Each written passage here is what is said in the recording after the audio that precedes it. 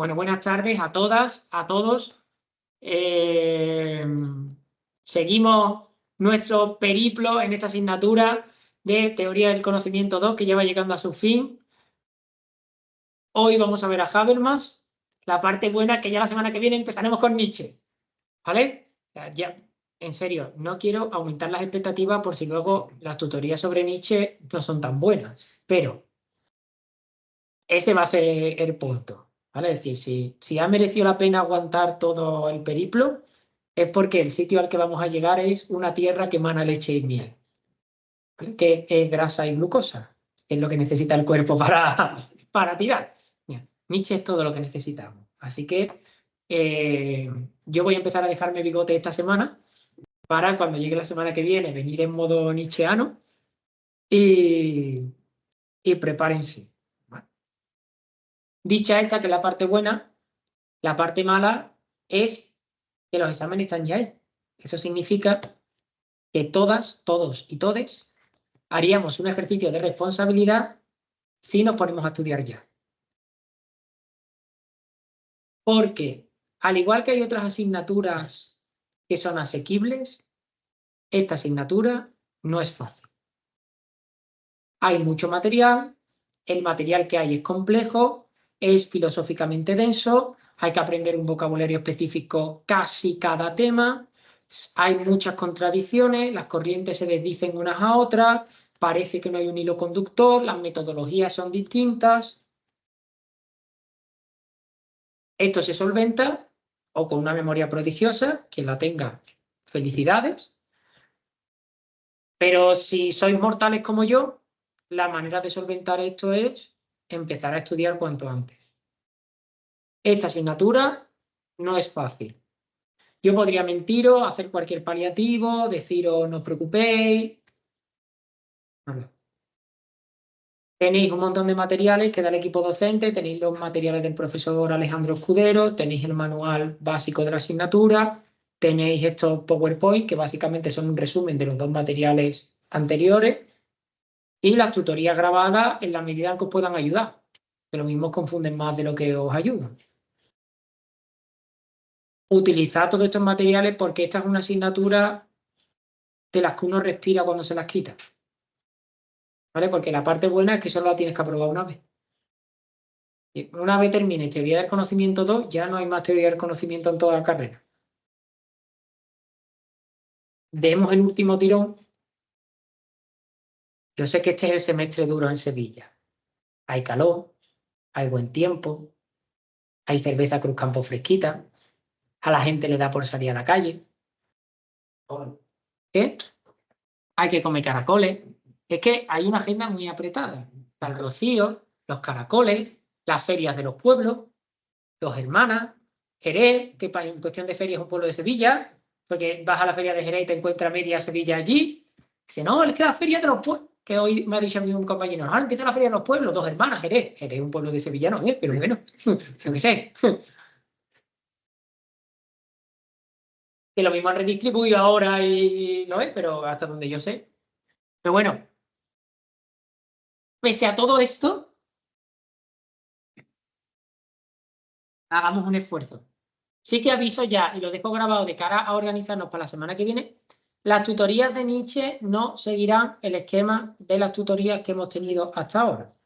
Las tutorías de Nietzsche, yo haré una introducción biográfica, filosófica, para enterarnos de quién estamos hablando y cuáles son los problemas que plantea, pero inmediatamente después lo que haremos será discutir sobre sus textos. Esas tutorías son de descanso. No las grabaremos, solo grabaremos la parte histórico-filosófica que yo voy a presentar, que sí será más tradicional, y una vez empecemos con los textos, se acabará la grabación y hablaremos sobre Nietzsche. Yo nos iremos allá abajo, no emitiremos ni nada. Emitiremos con el móvil una piedrecita ahí puesto y yo me pondré la toga blanca, no la negra de abogado, la toga griega, la corona de laurel y, por cierto, ¿sabéis por qué la corona de laurel? Los emperadores y los grandes generales romanos que triunfaban llevaban una corona de laurel. Sí, tiene que ver con la mitología, pero no con esa parte de la historia. El laurel era la planta favorita de Júpiter. Entonces, nunca era alcanzada por el rayo.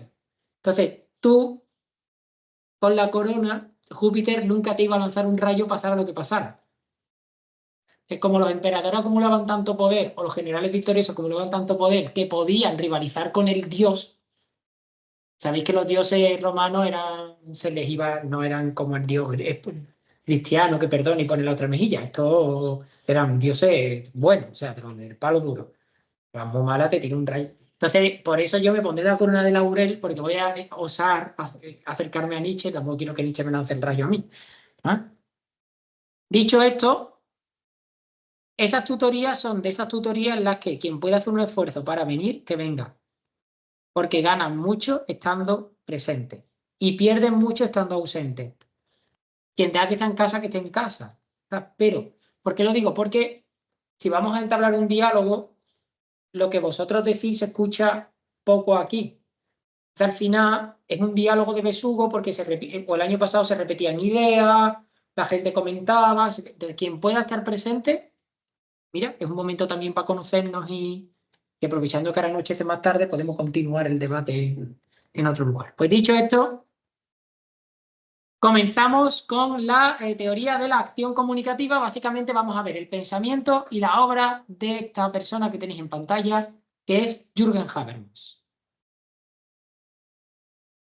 Hemos empezado nuestro periplo con Husserl, que publica las investigaciones lógicas en 1900, al inicio del siglo XX, justo al inicio del siglo XX, y terminamos con Habermas, que está vivo hoy, siglo XXI. Con lo cual, prácticamente, y si no tenemos en cuenta que hemos visto también a Schleiermacher, sí, está vivo, ¿no? Me has puesto una cara, yo cuando lo he comprobado... No. Digo... No, perdona. Es que estoy dándole yo vuelta porque me he confundido con el siglo XX, pero con la hermenéutica. No, he dicho, hemos visto a Schleiermacher y tal que más, pero si no tenemos en cuenta Schleiermacher y Dilthey, Gadamer y Heidegger. No, que me ha confundido. ¿No? Hemos visto prácticamente 120 años de filosofía no tenemos en cuenta los antecedentes que algunos hemos visto. Me ha puesto una cara rara y claro, yo todos los años que tengo que hablar de Habermas lo miro. Yo sé que el día que el pobre muera me voy a enterar. ¿Vale? Porque yo estoy en infinidad de grupos de filosofía en los que este señor tiene verdaderos groupies, como si fuera una estrella, una rockstar. ¿Vale? Hay gente que hace peregrinaciones a su casa, no para llamarlo y tal, ¿vale? Porque los filósofos y las filósofas somos personas muy educadas y no nos molestamos entre nosotros, pero en plan, voy a esperar en la puerta de la casa comiendo una natilla a ver si sale y por lo menos lo veo de lejos, ¿vale? Y gente que los encuentra y tal, los que va, lo busca para acercarse, como he tocado al filósofo, le he dado la mano, ya no me voy a lavar la mano nunca, ¿vale? Tiene verdaderos rockstar. Por eso sé que cuando muera voy a entrar, pero siempre tengo la duda de a ver si algún día voy a decir, nació en 1929 y sigue vivo, y alguien va a decir, no, murió la semana pasada, voy a quedar yo fatal aquí. Entonces, yo lo he comprobado esta mañana, o sea, ¿qué he comprobado? He comprobado que no está muerto, ¿vale? Perdonadme, es que, a ver más, si estás viendo esto es serio, ¿eh? No pienses que estamos aquí frivolizando. Que hay otros que no tienes que comprobar nada porque están vivos y están muertos, o sea, no han escrito nada, no veo ni nada. Pero Habermas siempre lo compruebo porque el hombre ya peina cano. Ya es mayor, sede. Aunque goza de buena salud mental y física la que le permite su edad. Quiero decir, voy a decir, goza de buena salud física, que nadie crea que corre maratones ni que está allí en su casa, en la Bauhaus, ahí, ¿vale? Pero sí, da sus paseitos, vida de persona mayor. ¿Vale? Jürgen Habermas nació en 1929 en Düsseldorf y pasó una infancia marcada por dos experiencias. Por un lado, o por tres experiencias. La experiencia del nazismo, que a él no le moló nada. Las necesidades económicas y la penuria económica derivada de la Segunda Guerra Mundial y la destrucción de Alemania, que estos serían como experiencias colectivas, y luego una experiencia personal, que es que Habermas nació con labio leporino, que le faltaba el labio superior y el paladar. En una época en la que la cirugía reconstructiva que ahora ha avanzado mucho, no había avanzado tanto. Con lo cual, si veis algún vídeo suyo en la caricatura, en las imágenes y en la caricatura esta está muy marcado, siempre veréis que tiene como un pellizco metido en el labio. Él, de hecho, lleva bigote siempre para disimular un poco la cicatriz que le dejaron. Y luego, si lo escucháis hablar, veréis que tiene una dicción complicada, ¿vale? Muy nasal, ¿vale? Porque él cuenta en una entrevista, la única que yo he visto un montón de entrevistas de este hombre, porque yo no soy su groupie, pero me gusta escucharlo y demás. No siempre comparto todo lo que dice y tal, pero... Por cierto, esto es un ejercicio que hay que aprender a hacer en filosofía. No se leen, se escuchan y se ven solo aquellas cosas que se comparten. Aquí el sesgo de confirmación lo dejamos para el algoritmo de Instagram. Nosotros tenemos que hacer un esfuerzo por acercarnos a todo pensamiento con independencia de lo que nos parezca. Estudiar no es compartir, ver no es aprobar y leer no es aceptar. Yo puedo leer toda la obra de Wittgenstein y terminar y decir, es que no estoy de acuerdo con nada. Eso es aceptable y sería lo ideal. ¿Qué es no aceptable? Que tú leas el artículo de la Wikipedia de Wittgenstein y digas, pues este señor no me gusta nada. Para decir que algo no te gusta, tienes que probarlo, ¿no? Esto es como cuando la madre te decía, come lentejas, no me gustan, pero las has comido, no. Entonces, ¿cómo sabes que no te gustan? Por el aspecto. Bueno, por el aspecto, en filosofía, por el aspecto no os quedéis con nada. Aunque alguien no compartáis, no pertenezca a la corriente de filosofía con la que vosotros os identificáis, hace un esfuerzo también por escuchar lo que tiene que decir. Yo no comparto gran cosa de lo que dice Habermas y creo que muchos de sus postulados son cuestionables, pero él es más listo que yo, así que el error lo tendré yo. Pero eso no me priva de escuchar entrevistas o de leer entrevistas cuando salen. Es un autor además muy mediático. Sus entrevistas no solo salen en revistas especializadas, salen también en El Mundo, en El País. Pues si había escuchado alguna entrevista, eso. Y lo que digo de la tercera experiencia, la única entrevista en la que yo le he visto hablar de su infancia, él cuenta que a él durante mucho tiempo le marcó el hecho de que los otros niños se rieran de él por cómo hablaba. Porque parecía tonto. Perdón por la expresión, que se usó el tonto no en el sentido, sino el tonto en el sentido que lo decimos nosotros, eres tonto, el niño tonto, ¿no? Que se decía antes, ¿no? El que no iba a llegar a nada, ¿no? El que tenía... y a él esa experiencia le marcó una experiencia negativa para él, ¿no? Tener que vivir un régimen político que favorecía la raza aria, que era la raza física perfecta, y en el que toda persona que tenía, que no era normativa según la raza aria, era visto con sospecha, una depresión económica, con lo que eso tiene no solo a nivel de alimentación, sino también de educación y de tal, que piensa que la educación no es lo que más dinero se le dedica desde Chile. Y el cargar con el San Benito del diferente. Entre 1949 y 1954 estudió filosofía, historia, psicología, economía y literatura. Menos mal que no era tonto, ¿sabes? Menos mal que filosofía, historia, psicología, economía y literatura, ¿vale? Porque él diría... 5 años. No, se debe... No, no. Un cuádruple grado. De todo, o sea, el cuadro, imaginaros un grado que fuera filosofía, historia, psicología, economía y literatura. ¿Cómo sale el estudiante de ahí? Desquiciado. ¿Vale? No, esto se explica por la especial particularidad de la universidad alemana, ¿vale? Que te permite simultanear asignaturas. No. Nosotros estamos acostumbrados a una universidad muy encajonada, clasificada y burocratizada. Y creemos que todas las universidades son así. Y nos sorprende, por ejemplo, saber que universidades como Oxford, en el nivel de pregrado, que es en el que estáis vosotros, no tiene clases. Es el sistema de la tutoría, pero también presencial, pero de la tutoría, de aquí hay una bibliografía, unos materiales, y tú vienes y con el tutor hablas de los temas que tengas que hablar, y lo que hay son unas lectures o conference en las que los profesores que llevan la asignatura una vez al mes, una vez cada 15 días, dan una conferencia sobre un tema que a ellos les interesa. Y ya está. Y tú vas diseñando tu investigación y tu avance en la asignatura personalizado en base a tus charlas con el tutor. Entonces, tú puedes estás estudiando la teoría positivista, Marga puede estar estudiando la fenomenología de Husserl y Julio puede estar estudiando la hermenéutica de Tilté. Y los tres estáis en teoría del conocimiento.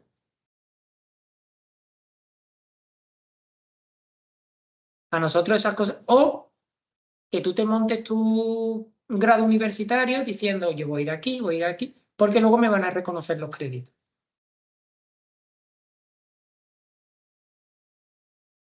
Lo cual me permite simultanear muchas asignaturas de muchas carreras y salir con una visión muy amplia. La universidad no es solo de España, ¿vale? En España está así, en Italia también. No es el único modelo viable. ¿Vale? Hay otros modelos. Se doctoró en Marburgo y ejerció como... Porque nosotros estamos acostumbrados a que lo que te especialice sea el grado. Tú tienes un grado en psicología, entonces debe ser psicólogo. Sobre todo en el mundo anglosajón, lo que te especializa es el posgrado. Por eso, por ejemplo, en Estados Unidos, medicina y derecho son posgrados. Lo haces tu grado y luego vas a la Harvard Law School, o a Law School, o a Medicine School. Lo que te especializa el posgrado, lo que nosotros llamaríamos el máster o el doctorado. Eso es lo que te especializa. Digamos, lo que determina que tú vas a... Lo otro es cultura general, que mientras más amplia sea, mejor. Pero bueno, también es verdad que en España es así, rompamos una lanza a favor, porque nosotros no tenemos cultura de posgrado. Nosotros la cultura de posgrado la estamos generando ahora. Pero si pensáis, por ejemplo, los que hicisteis licenciatura, ¿quién de vuestros compañeros de licenciatura, vosotros mismos, estaba pensando en después de la licenciatura hacer un máster? Se cuentan con los dedos de una mano. Tú después de la licenciatura trabajas. Todavía hoy la cultura del máster se está imponiendo gracias a los másteres obligatorios. Si no, después del grado a trabajar. Como no hay cultura de posgrado, el grado se tiene que hacer muy burocrático, especializado, restrictivo, porque la mayoría es lo que la mayoría de la gente va a tener para ejercer una profesión, un oficio, lo que sea. Si aquí hubiera una cultura del posgrado, de que yo como mínimo tengo que estar en la universidad 6, 7, 8 años, entonces tú podrías flexibilizar el grado. ¿Vale? Todo tiene sus ventajas y sus desventajas. Se doctoró en Marburgo y ejerció como asistente del profesor Theodor Adorno, y gracias a Adorno se adentró en el marxismo y en el psicoanálisis. Entre el 64 y el 71 ejerció como catedrático de la Universidad de Frankfurt. Entre el 71 y el 83 dirigió el Instituto Max Planck y al final de su mandato en el Instituto Max Planck volvió a Frankfurt, donde ejerció de catedrático hasta su jubilación en el 99. Típica vida de profesor universitario. Fue estudiante, se doctoró y fue profesor. El scholar perfecto. Ahora bien, pese a ello, pese a que es una persona que no ha formado parte de revoluciones, que no encabezó las marchas de mayo del 68, que no se ha atado a árboles, pese a eso es un autor que por su modo de ser, por las teorías que plantea, por su serenidad, por la visión que tiene sobre todo de la democracia, es un autor muy mediático, un autor que tiene mucha presencia en los medios de comunicación. Fue Premio Príncipe de Asturias de Ciencias Sociales, creo. Y si podéis ver que está en YouTube, en el canal de la Fundación Princesa de Asturias, la verdad es que no sé si fue Príncipe de Asturias o Princesa de Asturias, ¿vale? Fue premio de esta fundación. En YouTube está el discurso, subtitulado. Ese discurso es muy interesante.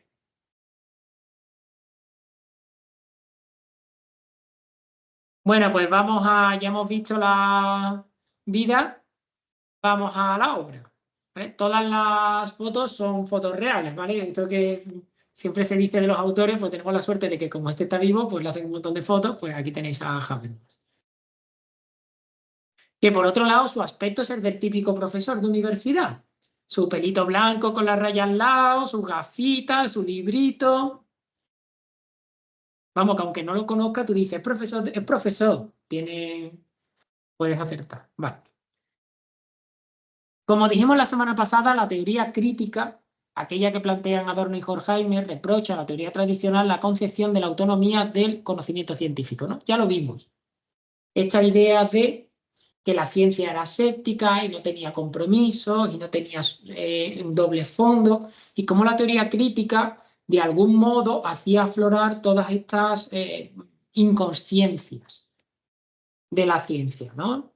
Y ya vimos que precisamente por este descuido, ¿no? La teoría crítica le decía a la teoría tradicional que había quedado esclava de lo irracional, porque como no lo reconocía, no podía luchar contra ello. Habermas, por su parte, lo que quiere hacer es explicar la relación entre la teoría y la praxis, que esta era otra de las grandes preocupaciones de la escuela a la que él pertenece. Si os acordáis, cuando vimos la semana pasada, hace 2 semanas, teoría tradicional, teoría crítica, decíamos que positivamente ellos querían crear una teoría que estuviera dirigida hacia el cambio social, que lo que de verdad les importaba era que todo esto tuviera un reflejo en el cambio social. Pues por eso Habermas, continuando en esta preocupación, va a explicar o va a intentar dilucidar la relación que existe entre teoría y praxis. Y para ello va a distinguir 2 procesos de racionalización: el técnico y el práctico. El técnico o el proceso de racionalización técnico es el que está conformado por acciones donde predomina el elemento racional y la utilización instrumental del conocimiento. Es lo que se conoce como, o lo llama técnico, podríamos hablar de la tecnología. La tecnología es la hiperracionalización de una función cuyo objetivo último es ser un instrumento para algo. Pensar en el ordenador, en el coche. ¿Qué hace la tecnología? La tecnología tiene un valor instrumental cuya función es dominar elementos de la naturaleza y ponerlos al servicio del ser humano. Este es el proceso de racionalización técnico, que es el que está más vinculado, por ejemplo, a la ciencia. Junto a este proceso de racionalización técnico tenemos el proceso de racionalización práctico, que es aquel en el que se sitúa o incardina el ámbito de la acción comunicativa, donde lo que prima no es la utilización instrumental y la hiperracionalización, sino el consenso. El interés aquí no es un interés de dominio, sino que es un interés de comunicación.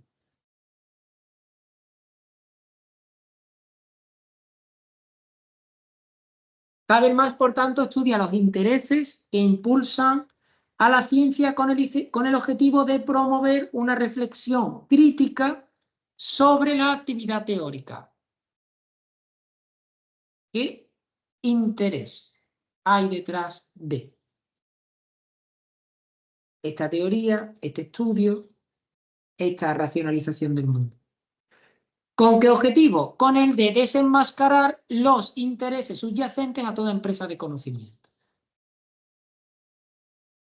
El estudio del COVID estaba motivado por el afán de conocer y los estudios sanitarios por curarnos y salvarnos la vida, ¿o era un interés principalmente económico?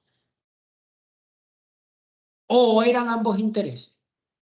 A eso se refiere esto de desenmascarar los intereses subyacentes. Ver que detrás de los estudios científicos, que parece que son, digo científicos porque es con lo que más sé, pero no solo, también cabe en el interés, por ejemplo,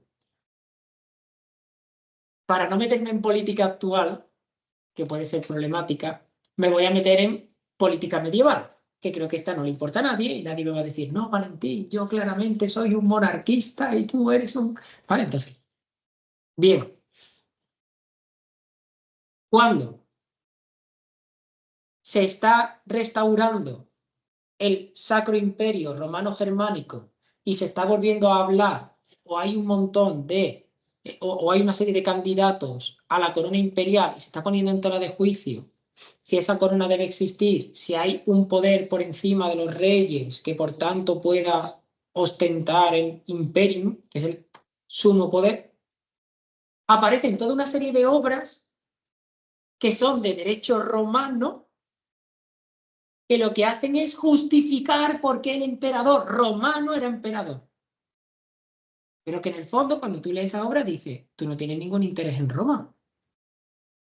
¿Cuál es tu interés? Tu interés no es desempolvar un antiguo texto de un piano que he descubierto. Tu interés es justificar que puede existir un emperador, que el mejor posicionado para la corona imperial es tu rey, para que cuando tu rey llegue al imperio, te nombre a ti jurista de corte.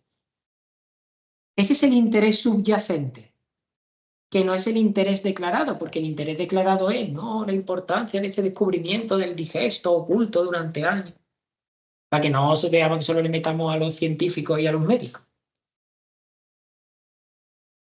Esto se ve muy claro, perdón por poner tantos ejemplos pedestres, pero esto puede ser a veces muy abstracto y es bueno defenderlo, aunque son ejemplos, no son perfectamente, no son exactos. ¿Vale? Ya lo vimos hace 2 semanas. Un ejemplo muy bueno es el de los peritos científicos en juicio. Es súper difícil, vamos, yo no lo he visto nunca en los años que llevo metido en temas jurídicos, que un perito con su título de doctor en química, en biología, en antropología, con estancias internacionales, 20.000 papers de impacto mundial, que el informe que te dé sea contrario a tu interés de parte. Todavía no he visto uno. Todavía no he visto un perito que venga y me diga, mira, Valentín, yo lo siento. Yo sé, porque el informe se le paga igual, ¿eh? Tú no le puedes negar el dinero del informe al perito sobre la base de que no dice lo que se supone que tiene que decir, porque se supone que él actúa en interés de la verdad.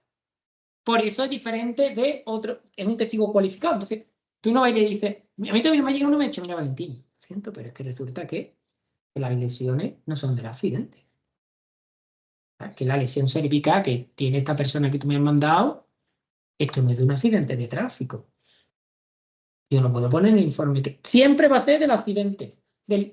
Y el perito de la otra parte, que tiene exactamente los mismos estudios y las mismas, siempre va a ser ajeno al accidente.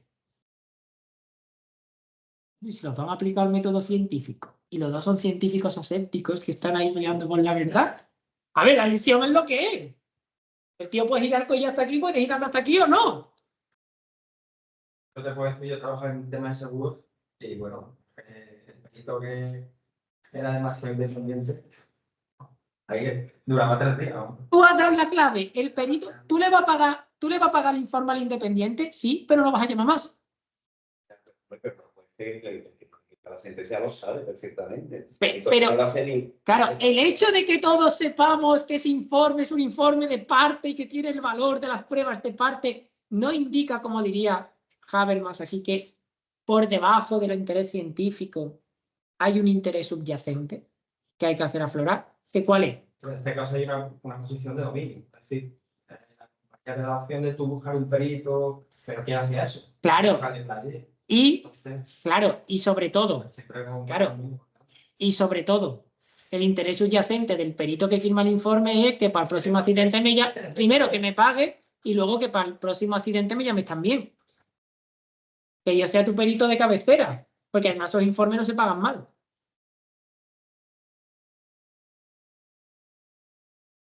Tu dinerito te entra. Entonces tú dices, ¿cuál es mi interés? Mi interés es comer.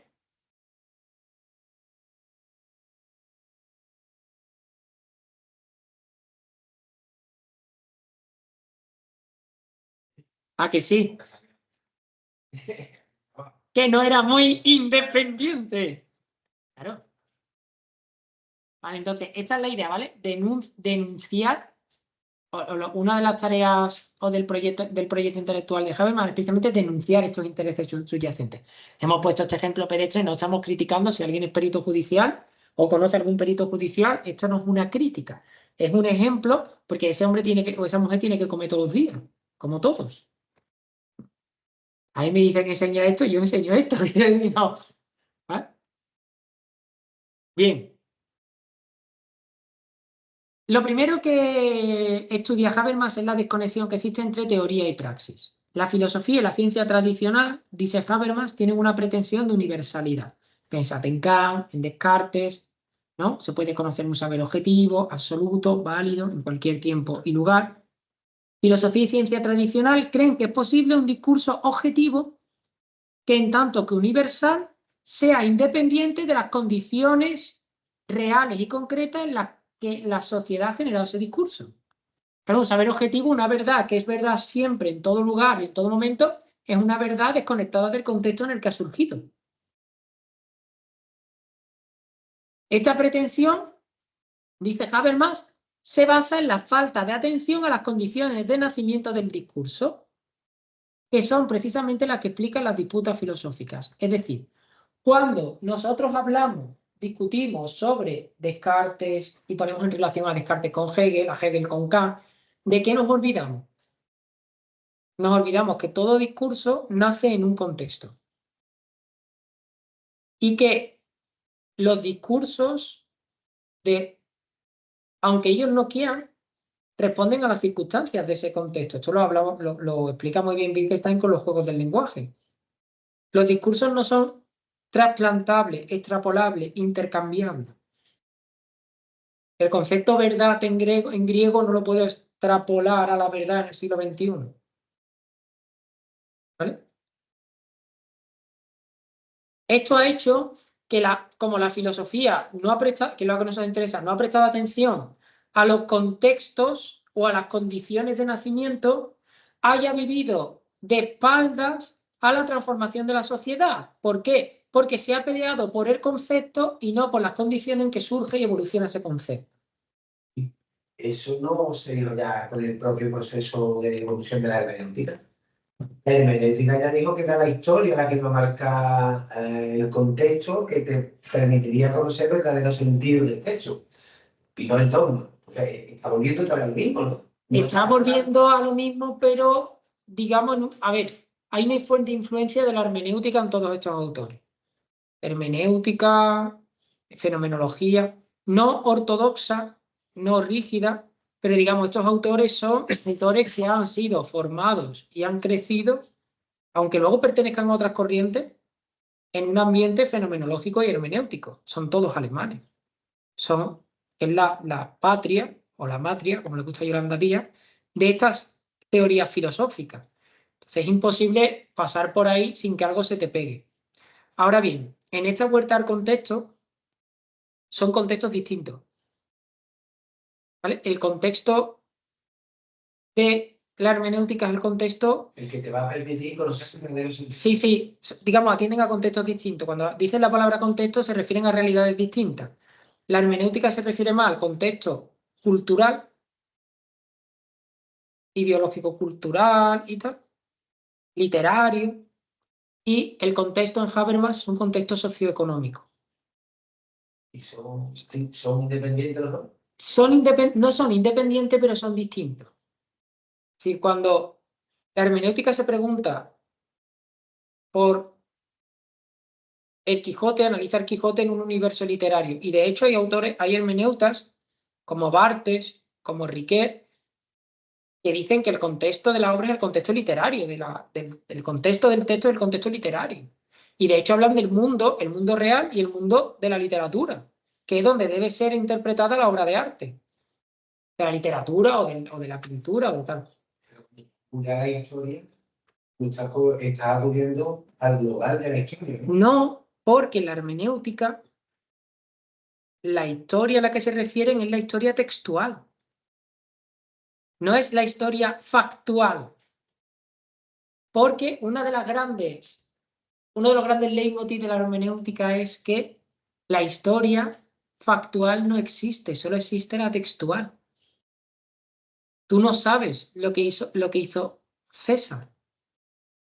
Julio César, tú sabes lo que dicen los textos que hizo César. Entonces, en realidad, el estudio de la historia es interpretación de textos. pero no de textos, y esta es la clave, ¿vale? No de textos en relación con hechos, de los cuales no sabemos nada ni podemos saber nada, sino de textos en relación con otros textos. Yo comparo a Salustio con Tito Livio, y lo que en realidad siempre estoy dándole vueltas al César literario. Nunca llego al César histórico. O el César histórico se confunde con el César literario, que es el César... No, digamos que hay un César histórico, ¿vale? Que es ese personaje que acumula muchos poderes, que forma parte del triunvirato, que forma muchos poderes en Roma, que acaba alzándose como dictador. Pero eres tú el que hace una proyección total sobre esto. Sí, pero... O sea, que tú dentro estás interiorizando un contexto histórico del César. Exactamente. Pero la hermenéutica lo que dice, esto es lo que diría la idea general, que tú has llegado a César, ¿no? Pero lo que dice la hermenéutica es, no, ¿tú qué has hecho? ¿Tú qué has hecho? Tú en tu mente has dicho lo que tú has dicho, pero en realidad, ¿qué es lo que habría que hacer? Lo que habría que hacer es tomar conciencia de que ese César histórico no existe. Cuando yo quiero entender a César en su contexto, desde el punto de vista de la hermenéutica, ¿vale? No estudio el contexto socioeconómico de César, porque el contexto socioeconómico de César también es un contexto textual. Yo no sé cómo era la economía en tiempos de César, sé lo que me dicen los textos. Entonces, lo que hago es, veo el César autonarrado, que es el de la guerra de las Galias y demás, donde además él escribe en tercera persona, César llega, César se va, César guerrea, aunque está escribiendo.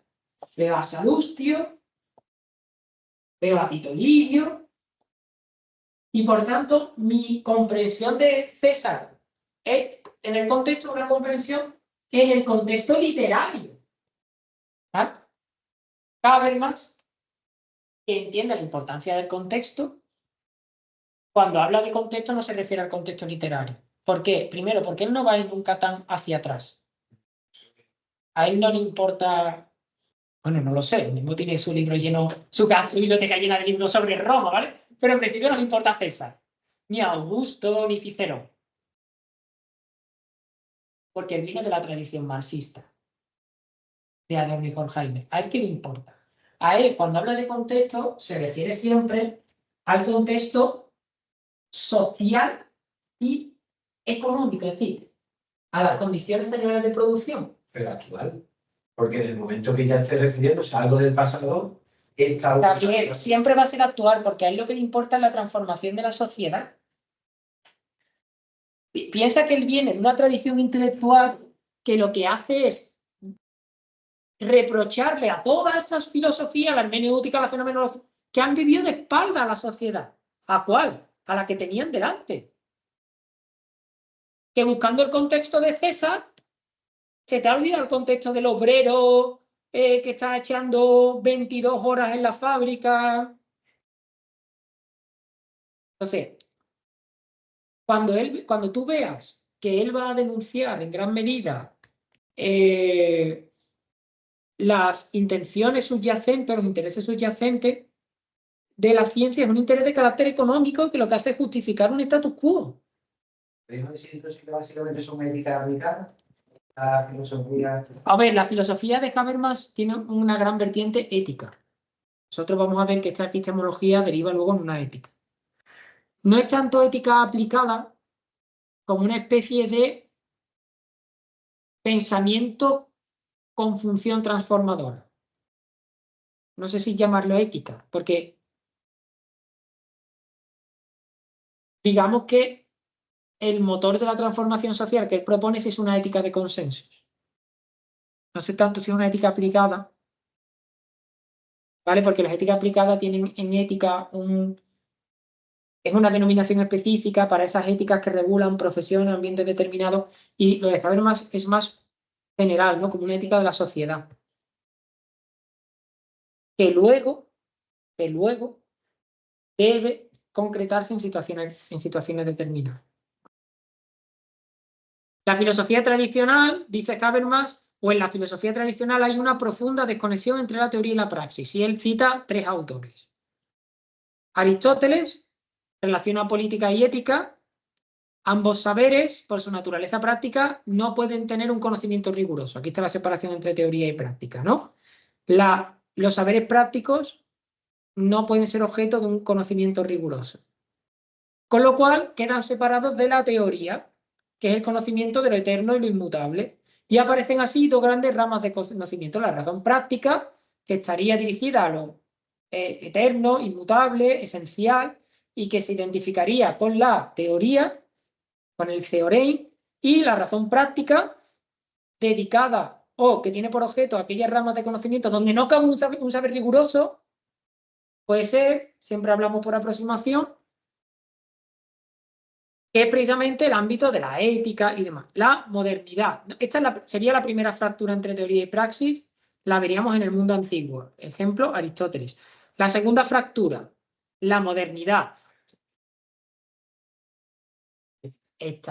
Claro, pero él mismo dice que la teoría, que la ética no puede ser objeto de un conocimiento riguroso. Entonces hace una fractura entre la teoría, que se encarga de los saberes rigurosos y tal, y otro saber que se encarga de estos ámbitos de la vida donde no es posible un conocimiento tan claro y preciso como en el ámbito, por ejemplo, de la metafísica o de la filosofía primera. Hay una filosofía primera que es objeto de la teoría y hay una filosofía segunda, que es la ética, que es siempre filosofía segunda, que ya ahí el conocimiento no es tan riguroso. Hay una fractura. En la modernidad, la teoría es vista como un conjunto de enunciados lógicamente articulados en forma de leyes comprobables. Por lo tanto, y se pretende aplicar este método a todas las ramas del saber. La teoría lo invade todo. Por lo tanto, aquí la fracción es porque no hay praxis. Y luego tenéis ahí la crítica positivista, ¿no? Que ataca los fundamentos que sirven para justificar los sistemas éticos, declarándose herederas de la Ilustración. Este punto es criticado por Habermas sobre la base de que la Ilustración, uniendo razón pura y práctica, buscó la unión entre teoría y praxis. ¿Vale? Para Habermas, la Ilustración se caracteriza porque intenta integrar la teoría dentro de la praxis dentro de la teoría, pero sin anularla. El positivismo, que es el gran enemigo a batir, entiende que la única racionalidad es la de la ciencia físico-matemática. Esto hoy día es lo que ha cuajado en la sociedad. Vivimos en sociedades muy positivistas. La única verdad es la verdad de la ciencia, el único saber es el saber científico y lo único que tiene utilidad es que estudies una carrera de ciencia, mientras más largo sea el título, más difícil suene, mejor, porque eso te va a dar un verdadero saber y todo lo que hacemos los demás, pues es, perdón por la expresión, una paja mental, salvo que nos dediquemos a la doxografía, en cuyo caso, por una cuestión histórica o lingüística, nuestro conocimiento puede tener algún valor. ¿Vale? Pero quien se dedica, por ejemplo, a la metafísica, pues ¿cómo decir pues, que te dedicas a la estafa? ¿No? Como si vendieras, no sé, para hacer crece pelo, ¿no? El valor de esta disciplina, dice Habermas, radica en su método y por eso siempre se entendió que este método debía ser extendido a las demás disciplinas. Esta extensión es lo que se conoce con el nombre de cientificismo o reducción cientificista, que quiere reducir todos los saberes al saber científico. A nivel político, la reducción cientificista lo que ha generado es la tecnocracia. Esa idea política mediante la cual o a través de la cual lo que se busca es dominar la sociedad como una mega máquina, racionalizar los procesos sociales, mecanizar los procesos sociales.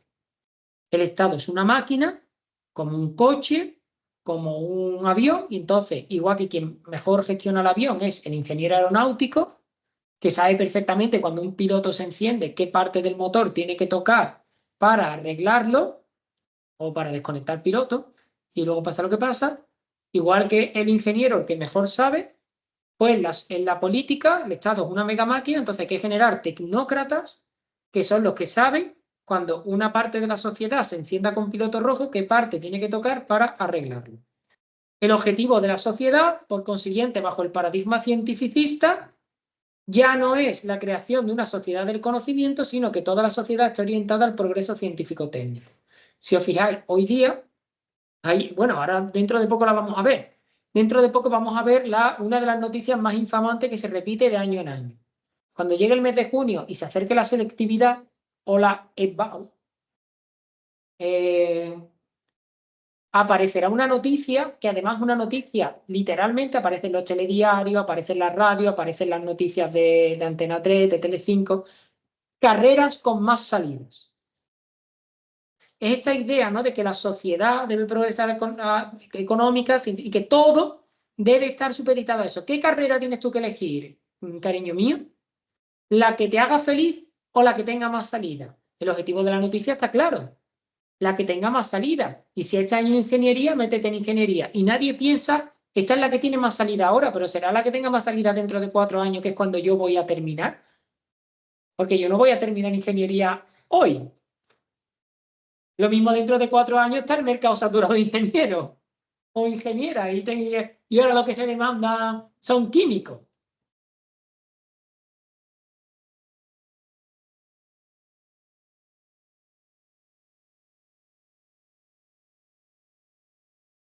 Pero seguramente cuando tu madre eligió arquitectura, no digo que lo eligiera por eso, pero a lo mejor cuando ella lo eligió, arquitectura estaba muy top. Claro. ¿Eh? ¿Ves? Arquitectura muy top. Yo viví la fiebre de los telecos. Y además te decían, pero íbamos a las universidades, ¿vale? Y nos decían cuando nos presentaban los grados, que eran licenciaturas. No. Quien hace esto, antes de terminar la carrera, ya está trabajando. Hay una demanda brutal. Meteos aquí. Da igual si esto te gusta, si se te da bien, si es tu vocación, si te sientes... El objetivo es parte frustrado de base. Porque una cosa es que tú estudies una cosa, no te vaya bien, tengas que reciclarte y te dediques a trabajar en otra cosa. Yo tengo un montón de amigos de filosofía que trabajan en banca, que a lo mejor no era su primera opción estudiando filosofía, pero bueno, se han reciclado, han hecho han hecho sus cursos, han metido cabeza en algún lado, ¿vale? Entonces tú siempre puedes decir, yo lo intenté, no me salió y tengo la manía de comer, entonces he acabado aquí, no es un mal trabajo, está bien, no, vale. Pero que tú le digas al joven, a la joven de origen, guárdate tu vocación, tu sentimiento, tus actitudes y elige lo que va a ser, lo que te va a ayudar a progresar socioeconómicamente, porque eso es lo que hace que la sociedad... Y de hecho incluso desde el punto de vista social, las personas consideradas útiles son las que se dedican a las carreras científicas, arquitectura, ingeniería, o sea, son los que hacen cosas. Por eso se les da a ellos el dinero de los proyectos de investigación, son los que tienen prestigio social. La gente que hace filosofía es como mierda académica. Que vosotros estáis aquí porque la sociedad es rica y os puede mantener. Pero vosotros no hacéis nada, no aportáis nada a la sociedad. Pero eso es enseñarte que aportamos. Otra cosa es que aportemos algo bueno. Pero aportamos. A mí que no me cuenten historias. ¿Cómo que no aportamos? Más que el ingeniero. ¿A cuántas revoluciones han hecho los ingenieros? ¿Qué? ¿Quién estaba cortándole la cabeza al rey de Francia? Yo no había ningún ingeniero. Perdón si alguien aquí es ingeniero o ingeniera, pero no. Porque la gente no te va a poder cortar la cabeza. Claro, es que no. ¿Qué ingeniero? Bueno, para Habermas hay que tener en cuenta que todo conocimiento tiene un interés. Y que la filosofía crítica debe tener por objetivo desenmascarar los intereses. Lo que a su vez lo que hace es aflorar el concepto de ideología. Para Habermas hay 3 esferas de interés: el interés técnico-instrumental, el interés práctico y el interés emancipatorio. El interés técnico-instrumental es el que regula las ciencias empíricas y analíticas. Es el que preside la mentalidad tecnocrática moderna y es el que anima la ciencia actual. Instrumentalizar la realidad, la naturaleza, para hacerla accesible al hombre. Luego hay un interés práctico en sentido kantiano, que es la esfera de la acción comunicativa y que abarca el ámbito de la ciencia histórico-hermenéutica, que no busca la dominación, sino la comprensión. Y el interés por la emancipación, que es el de las ciencias sociales críticas, que identifican las relaciones de dependencia constituidas en el seno de una sociedad e intentan quebrarlas. Es el más chulo, es el de la no dominación. Aquí no hay ingenieros, los ingenieros están en el interés técnico instrumental, no están en el emancipatorio. Y ahora de repente recibo un correo en YouTube de la Asociación de Ingenieros por la Emancipación del Mundo, que debe existir. La teoría crítica lo que hace es proyectar lo que sería una situación sin ideología, entendida la ideología como la distorsión de los sistemas de comunicación. Lo que entra en juego es el interés por la emancipación, que se expresa en el concepto de autorreflexión. La crítica a la ideología viene en Habermas guiada por una idea reguladora, la de una comunicación sin límites ni coacciones. Los demás intereses, el interés práctico, el interés instrumental, deben ponerse al servicio del interés emancipador. El dominio técnico lo que debe es servir para liberar al ser humano de las servidumbres causales y naturales. El interés práctico debe servir para liberar al individuo de las servidumbres sociales. El regusto marxista es evidente.